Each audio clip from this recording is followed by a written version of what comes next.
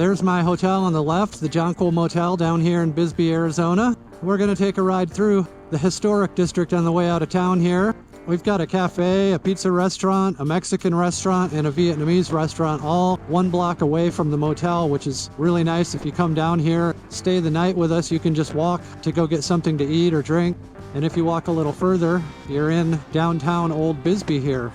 You can see how steep the hills are on both sides of the street here. It's in a canyon. There's lots of old hidden staircases. It's a really fun city to walk around in. It kind of has a European vibe. It's quite unlike any other city in the United States, to be honest. And there's more historic architecture here than anywhere else in the state of Arizona. And this was a big copper mining town. In its heyday, it was the wealthiest city between St. Louis and San Francisco. And about 30,000 people lived here. Now there's about 5,000 people, and it's more of a tourist and arts town. Well, this is the first stop on the journey here. I'm only about a half an hour from home. As you can see by the sign, it's the Coronado National Memorial. We're really close to the U.S.-Mexico border. In fact, just over my shoulder there in the distance, you can see a little bit of the border wall peeking out. And that's kind of the newer, bigger, larger border wall that they've built. Where we're going to head down the road here, we'll get a chance to ride next to the older style border wall, which is really just kind of a barbed wire fence. I'm wearing a brand new Touratech helmet, and I'm so appreciative that they sent me this helmet because my old one was about 6 years old and it was pretty worn out. So it's really good to have a nice, new, modern, clean, fresh adventure riding helmet. This is an area that I really come riding a lot because it's so close to home and it gets me right into the mountains here. These are the Huachuca Mountains. And you can actually get up in elevation to 9,000 or close to 10,000 feet. It's actually a lot cooler down here at this elevation than it is further north up in Tucson and Phoenix. And so a lot of people can't imagine that you would head south of Phoenix towards Mexico and get cooler. And that's one of the things that I like about living down here is that I get to live in the desert, but it's not that extreme heat like you get in the cities further to the north. Right now we're at about 5,000 feet of elevation. It's a really nice little paved road heading into the Huachuca Mountains here. We're going to go past the visitor center in a minute, and then the road will turn to dirt, and we're going to climb up into these mountains. And we are just about to encounter our first dirt road. We're going to stick to some relatively easy roads on this adventure, and I want to show you guys how much fun you can have just taking the normal back roads, be they dirt or pavement, that you don't have to ride super aggressive or extreme to really have a good time. I have to say that this is a big, heavy motorcycle. I'm back on the big bike and all of the luggage that I have on the back, but I know it will come to me really soon and I'll get used to it, and before I know it, it'll just feel like any other motorcycle. Some nice switchbacks here to get the blood flowing and get used to balancing the big, heavily laden bike. So this is the viewpoint. You can see Mexico down here, and that's the border wall.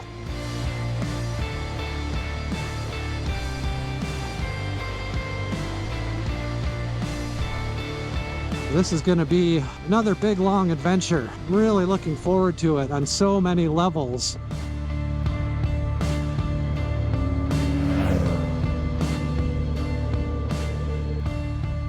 My plan for today is to ride through these mountains and then cross the interstate over by Nogales and then continue on the other side through some more mountains to the town of Arivaca. So you can see this is how I've got my GoPro set up in the back. I've got this monopod attached to the rear of the bike, and a monopod is like a tripod with a single stick that you could set your camera on and just kind of use it to stabilize. But I've got it turned upside down. As you can see, it goes up and down so I can change the height. And using some different ram mounts, I've got a GoPro attached. Hopefully that GoPro in the back well, it doesn't look like it's pointed in the right direction. Let's have a look. It's rotating. We've got to fix that somehow.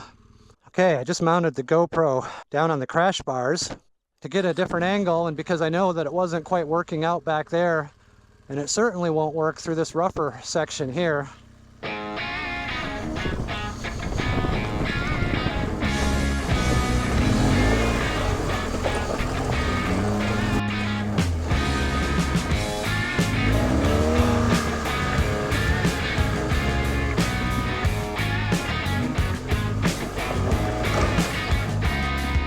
And there is the US-Mexico border wall.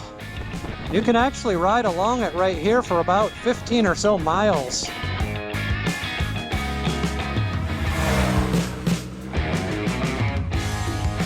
And it's a really fun dirt road with lots of steep hills and sharp corners. There's no warning signs, no curve ahead, so you really just have to pay attention. This is not a road that gets much traffic. You really have to be careful riding on this road because there's a lot of sharp corners and hills, and they can be really surprising and just come at you very quickly. And if you're not paying attention and going too fast, you'll go over the side of the road before you know it, or into this metal fence over here, neither of which would be a good idea. Further complicating things is the fact that you can really get going on some of these straightaways as well, but then, like I said, all of a sudden you've got a really sharp curve right here. But that's okay, you just have to use your own judgment. Be safe and as responsible as you think you should be. So you can see now that I have at least 4 different GoPro positions. The one from the helmet camera, the one over my shoulder, the one looking at the front tire of the bike, and then this one facing back towards myself.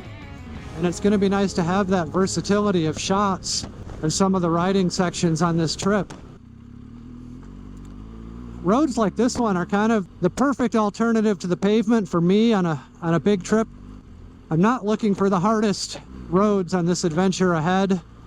It's not going to be me trying to show you what a badass rider I am. It's more me trying to be safe and enjoyable, but in remote backcountry locations.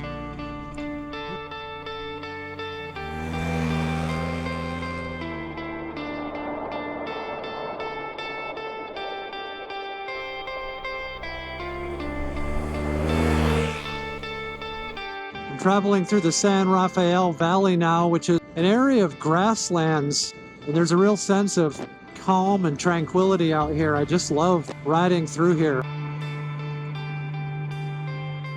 We're passing through Lokiel now, which used to be an old border crossing.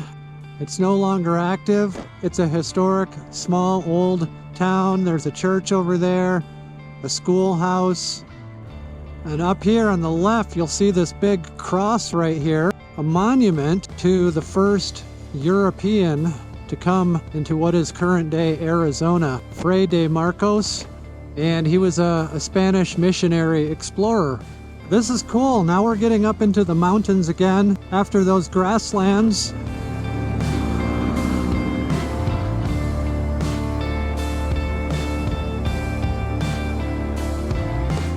There's some kind of old mining structure up here. It's pretty interesting. There's a really nice view. Look at all of that landscape out there. We're heading down towards the town of Nogales now. There's a Nogales on the US side of the border and a Nogales, Mexico.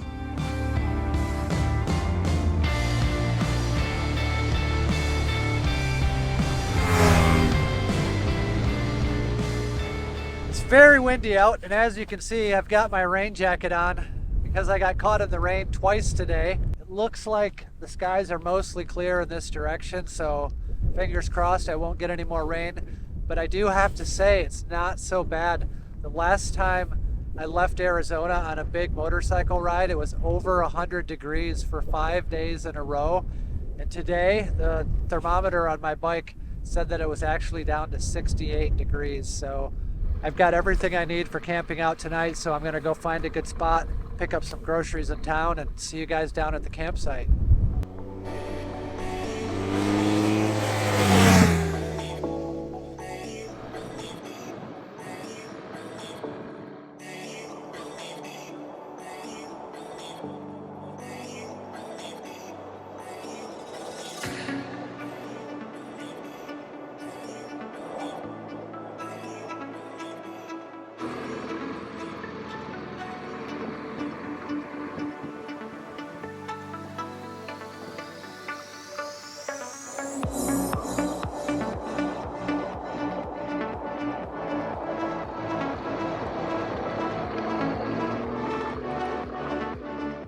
Made it out here to Arivaca Lake, and I've camped in this spot right here before, but I think I found a better spot right down by the lake. Let's go check it out.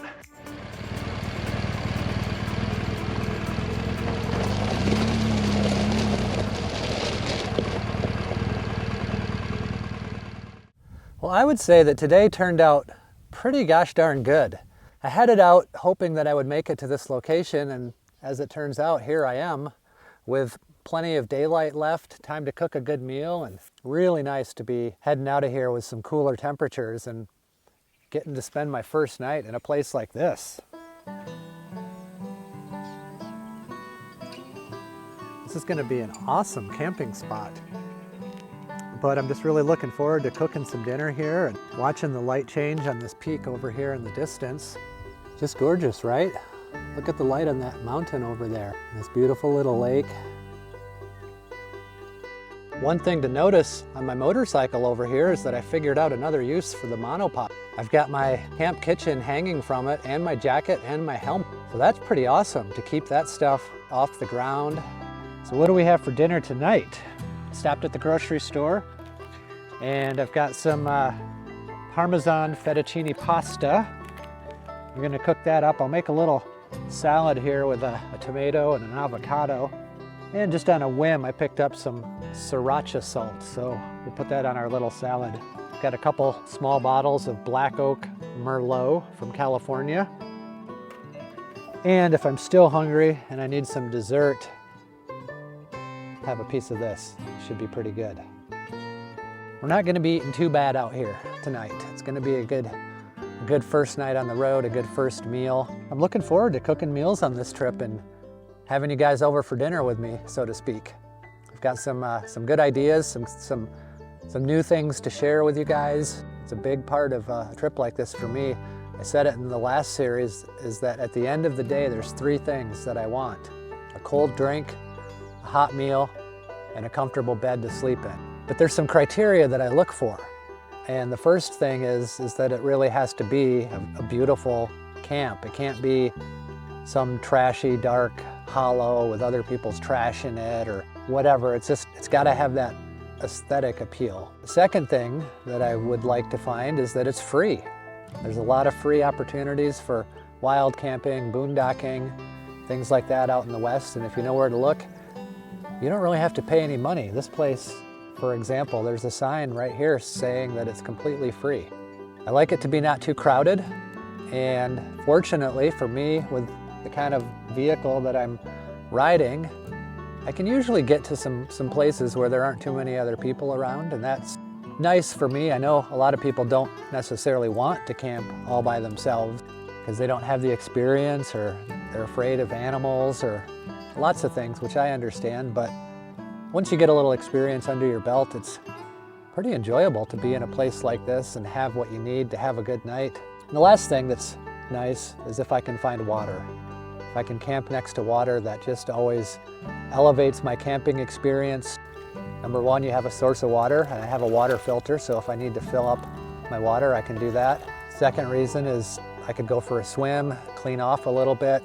That's always a good consideration. And then the last thing is that it just makes the cooking process a little bit easier, especially the cleanup aspect of it.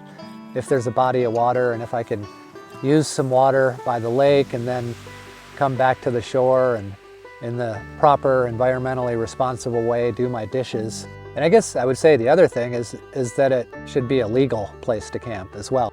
You know, when I'm out looking for campsites, that's also one of my criteria, is that it is an acceptable, legal place to camp. Unfortunately, there's a lot of national forests and BLM land and things like that, and those are generally places where you can do dispersed wild camping, and there isn't a charge, and there's a time limit, but it's like 14 days. So if I'm just going to be in and out, do my thing, clean up after myself, leave no trace, I can find places like this, and we sure found a good one here tonight.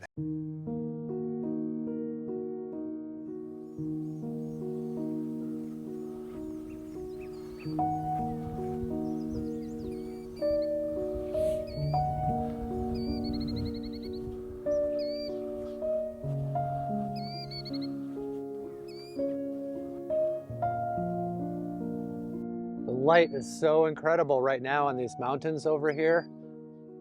Absolutely gorgeous. I found another use for this monopod here too. It's a good attachment point if I want to string up a line and use it for airing out my clothes. I've got this new merino wool t-shirts and underwear and socks. Merino wool really has some properties that keep your clothing from smelling, and you don't have to wash it nearly as often. So I'll definitely tell you some more about it in the future. But right now I've got this little clothesline set up and I didn't wash anything, I'm just airing it out.